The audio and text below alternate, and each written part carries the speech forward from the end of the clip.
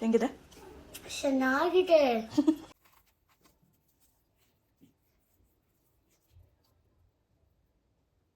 Welcome to my channel. So ಇವತ್ತು ನಾನು very healthy ಸೋರೆಕಾಯಿಯಲ್ಲಿ ಅಕ್ಕಿ ರೊಟ್ಟಿ ಮಾಡೋದು ಹೇಗೆ ಅಂತ ತೋರಿಸ್ತಿದ್ದೀನಿ.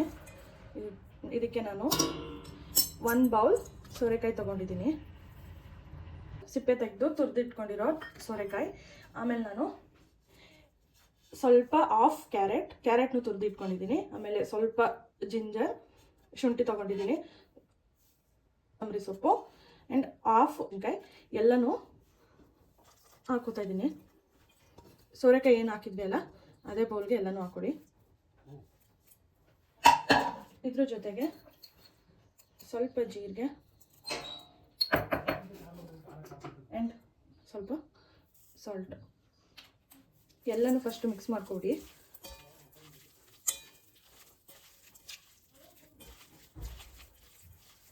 ಈಗ ನಾನು ಅಕ್ಕಿ ಹಿಟ್ಟು ಹಾಕ್ತಿದ್ದೀನಿ. ಫಸ್ಟೇ ಸ್ವಲ್ಪ ಅಕ್ಕಿ ಹಿಟ್ಟು ಹಾಕ್ಕೊಂಡು ಕಲಿಸ್ಕೊತೀನಿ, ಆಮೇಲೆ ನೀರು ಹಾಕೊಳ್ಳಿ. ಯಾಕಂದರೆ ಅದರಲ್ಲಿ ಸೋರೆಕಾಯಲ್ಲಿ ನೀರು ಬಿಟ್ಕೊಂಡಿರುತ್ತೆ, ಹಾಗಾಗಿ ನೀವು ನೀರು ಜಾಸ್ತಿ ಆಗೋಗುತ್ತೆ. ಅದಕ್ಕೋಸ್ಕರ ಫಸ್ಟು ಹಿಟ್ಟು ಹಾಕ್ಕೊಂಡು ಸ್ವಲ್ಪ ಮಿಕ್ಸ್ ಮಾಡ್ಕೊಳ್ಳಿ. ಅದಾದಮೇಲೆ ಸ್ವಲ್ಪನೇ ಹಿಟ್ಟು ಹಾಕ್ಕೊಂಡು ಮಿಕ್ಸ್ ಮಾಡ್ಕೊಳ್ಳಿ. ನಾನಿಲ್ಲಿ ನಾನು ಸ್ವಲ್ಪ ಹಿಟ್ಟು ಹಾಕೋತಾ ಇದ್ದೀನಿ. ಇದಕ್ಕೆ ನಾನು 2ರಿಂದ 3 ಸ್ಪೂನ್ ಆಗೋಷ್ಟು ಗೋಧಿ ಹಿಟ್ಟು ಹಾಕ್ತಾಯಿದ್ದೀನಿ. ಗೋಧಿ ಹಿಟ್ಟು ಹಾಕೋದು ಏನಕ್ಕಂತ ಹೇಳಿದ್ರೆ, ನಿಮಗೆ ಫಸ್ಟ್ ಟೈಮ್ ಅಕ್ಕಿ ರೊಟ್ಟಿ ಏನಾದರೂ ಮಾಡ್ತಾಯಿದ್ದೀರಾ ಅಂತಂದರೆ ರೊಟ್ಟಿ ಕಿತ್ತೋಗ್ಬೋದು, ಇಲ್ಲ ಅಂತಂದರೆ ಬ್ರೇಕ್ ಆಗ್ಬೋದು. ನೀವು ಗೋಧಿ ಹಿಟ್ಟು ಹಾಕೋದ್ರಿಂದ ಅದು ರೊಟ್ಟಿ ಕೀಳಲ್ಲ. ಸ್ವಲ್ಪನೇ ಹಾಕಿ. ನಾನಿಲ್ಲಿ ನೀರು ಏನು ಮಿಕ್ಸೇ ಮಾಡಿಲ್ಲ. ಸೊ ನೋಡಿ, ಆಲ್ರೆಡಿ ಸ್ವಲ್ಪ ರೊಟ್ಟಿ ಹಿಟ್ಟು ಅದಕ್ಕೆ ಬರ್ತಾಯಿದೆ. ಸೊ ಸ್ಟಾರ್ಟಿಂಗು ಹಿಟ್ಟು ಸ್ವಲ್ಪನೇ ಹಾಕಿ, ಅದಾದಮೇಲೆ ನೀರು ಎಷ್ಟು ಬೇಕು ಅಂತ ನಿಮ್ಗೆ ಗೊತ್ತಾಗುತ್ತೆ. ಏನು ಹಾಕಿಲ್ಲ. ಸೋರೆಕಾಯಲ್ಲಿರೋ ವಾಟರ್ ಕಂಟೆಂಟ್ ಎಲ್ಲ ನಿಮಗೆ ರೊಟ್ಟಿ ಆಯಿತು. ನಿಮ್ಗೆ ಇನ್ನೂ ಸ್ವಲ್ಪ ಹಿಟ್ಟು ಬೇಕು, ಕ್ವಾಂಟಿಟಿ ನೀವು ಮನೇಲಿ ಎಷ್ಟು ಮಾಡ್ತೀರ ಅಂತ ನೋಡಿ ನೀವು ಸ್ವಲ್ಪ ಹಿಟ್ಟು ಹಾಕ್ಕೊಂಡು ನೀರು ಹಾಕ್ಕೊಂಡು ಆಮೇಲೆ ಕಲಿಸ್ಕೊಳ್ಳಿ. ಸ್ವಲ್ಪ ನೀರು ಮಾತ್ರ ನೋಡಿ ಎಷ್ಟು ಬೇಕಾಗುತ್ತೆ ಅಂತ ನೋಡಿ ಆಮೇಲೆ ಹಾಕೊಳ್ಳಿ.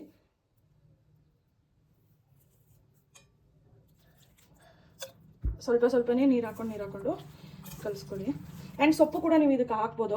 ನಾನು ಇಲ್ಲಿ ಏನಕ್ಕೆ ಸೊಪ್ಪು ಹಾಕಿಲ್ಲ ಅಂತ ಹೇಳಿದ್ರೆ, ಸೋರೆಕಾಯಿ ರೊಟ್ಟಿ ಮಾಡ್ತಾ ಇರೋದ್ರಿಂದ ಸೊಪ್ಪಿನ ಫ್ಲೇವರ್ ನಿಮಗೆ ಜಾಸ್ತಿ ಡಾಮಿನೆಂಟ್ ಆಗಿಬಿಡುತ್ತೆ. ನಿಮ್ಗೆ ಸೋರೆಕಾಯ್ದು ಟೇಸ್ಟು ಫ್ಲೇವರೇ ಬರೋದಿಲ್ಲ.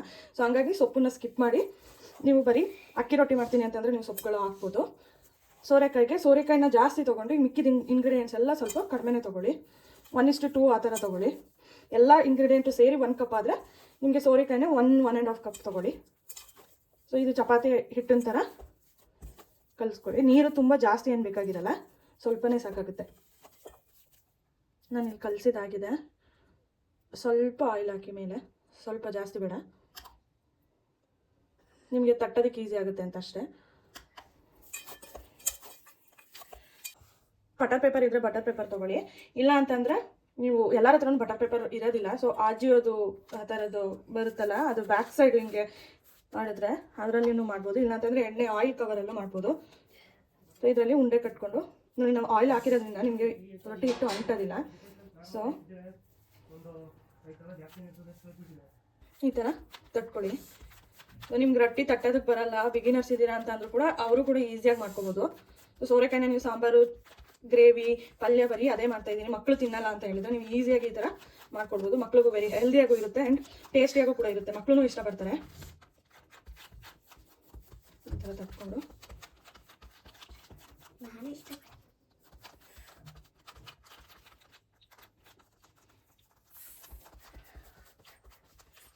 ರೊಟ್ಟಿ ಮಾಡಕ್ಕೆ ಬರಲ್ಲ ಅಂತ ಇರೋರು ಕೂಡ ಈಸಿಯಾಗಿ ಮಾಡ್ಕೋಬೋದು.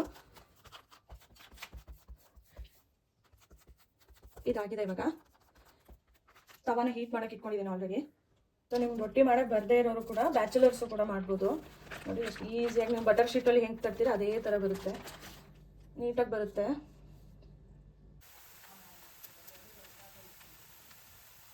ಸ್ವಲ್ಪನೇ ಆಯಿಲ್ ಮೇಲೆ ಸ್ವಲ್ಪ ಹಾಕ್ಕೊಳ್ಳಿ. ಆಯಿಲ್ನ ನೀವು ಸೋರೆಕಾಯಿ ಹಾಕಿರೋದ್ರಿಂದ ತುಂಬ ಸಾಫ್ಟಾಗಿ ರೊಟ್ಟಿ ಸ್ವೀಟಿಶ್ ಇರುತ್ತೆ, ಸ್ವಲ್ಪ ಲೈಟಾಗಿ ಸ್ವೀಟಿಶ್ ಇರುತ್ತೆ, ಚೆನ್ನಾಗಿರುತ್ತೆ ಟೇಸ್ಟ್. ಮಕ್ಳಿಗೆ ಇಷ್ಟ ಆಗುತ್ತೆ. ಮೇನ್ಲಿ ಮಕ್ಕಳೆಲ್ಲ ನೀವು ಡೈರೆಕ್ಟಾಗಿ ತರಕಾರಿ ಎಲ್ಲ ಕೊಟ್ಟರೆ ತಿನ್ನೋದಿಲ್ಲ, ಯಾವುದೇ ಮಕ್ಕಳಾದ್ರೂ ಅಷ್ಟೇ. ಈ ಥರ ನೀವು ರೊಟ್ಟಿಗಳಿಗೆ ಹಾಕಿ ನೀವು ಕೊಟ್ಟರೆ ತಿಂತಾರೆ. ಆ್ಯಂಡ್ ಗೊತ್ತೂ ಆಗಲ್ಲ ಈ ಥರ ತರಕಾರಿ ಹಾಕಿದ್ದೀವಿ ಅನ್ನೋದು.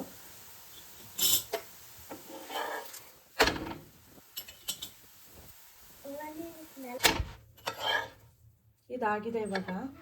So so very soft and tasty ರೊಟ್ಟಿ, ಸೋರೆಕಾಯಿ ರೊಟ್ಟಿ ರೆಡಿ ಆಯಿತು. ನೀವು ಇದಕ್ಕೆ ಚಟ್ನಿ, ಕೊಕೊನಟ್ ಚಟ್ನಿ ಇಲ್ಲ ಅಂತಂದರೆ ಕಡಲೆಕಾಯಿ ಚಟ್ನಿ ಯಾವುದಾದ್ರೂ ಹಾಕೋಬಹುದು. ನಾನು ತುಪ್ಪ ಹಾಕ್ತಾ ಇದ್ದೀನಿ.